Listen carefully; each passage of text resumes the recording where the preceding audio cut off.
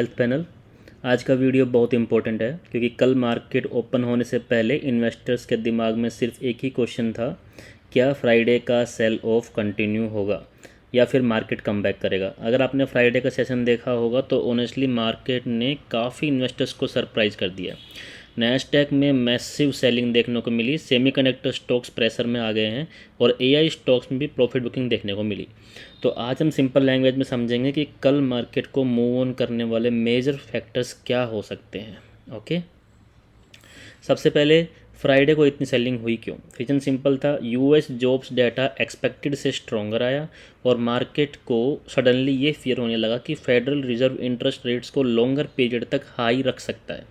जब interest rate fears बढ़ते हैं सबसे पहले प्रेशर किस सेक्टर पे आता है, ग्रोथ स्टॉक्स पे, और स्पेशली एआई और सेमीकंडक्टर स्टॉक्स। इसी वजह से एनवीडिया, माइक्रोन और चिप सेक्टर में हैवी सेलिंग देखने को मिली।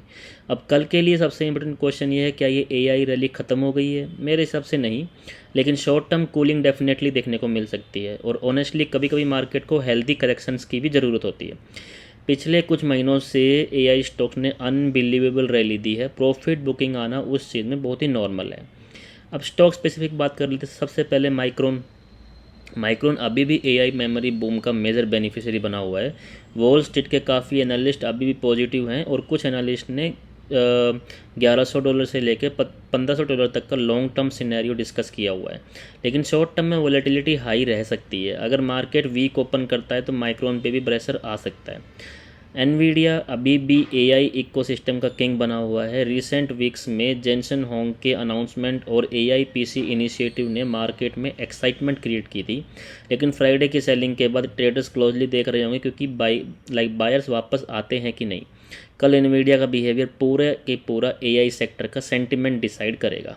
ओके, अब डेल मुझे पर्सनली इंटरेस्टिंग लग रहा है क्योंकि कंपनी एआई सर्वर्स और एआई इंफ्रास्ट्रक्चर डिमांड से बेनिफिट कर रही हैं और एनवीडिया के साथ पार्टनरशिप की वजह से भी मार्केट का फोकस डेल पे बना हुआ है।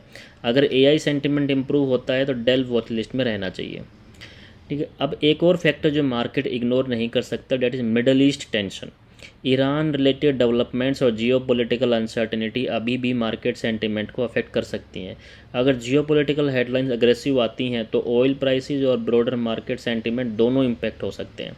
अब कल के लिए मेरा फोकस क्या होगा, मैं 3 चीज़ें देखूंगा। नंबर 1, नैस्डैक की ओपनिंग, क्या बायर्स डिप बाई करते हैं या फिर सेलिंग कंटिन्यू होती है। Number 2, semiconductor sector, Micron, Nvidia, Broadcom, Dell, ये स्टॉक्स का मार्केट का मूड बताएंगे।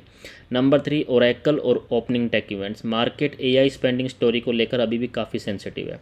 ओवरऑल व्यू ये रहेगा क्योंकि कल मार्केट में वोलेटिलिटी हाई रह सकती है, लेकिन अभी तक मुझे ऐसा नहीं लगता कि एआई स्टोरी ख़त्म हो गई है।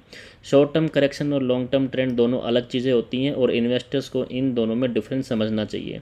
अब मुझे कमेंट्स में ये बताओ, कल मार्केट ग्रीन ओपन करेगा या रेड। माइक्रोन या एनवीडिया, कौन सा स्टॉक आपकी वॉच लिस्ट में है, कमेंट करके जरूर बताइए। और अगर आपको daily US stock market update simple language में चाहिए तो वेल्थ वेलन को सब्सक्राइब करना मत भूलना। Thank you.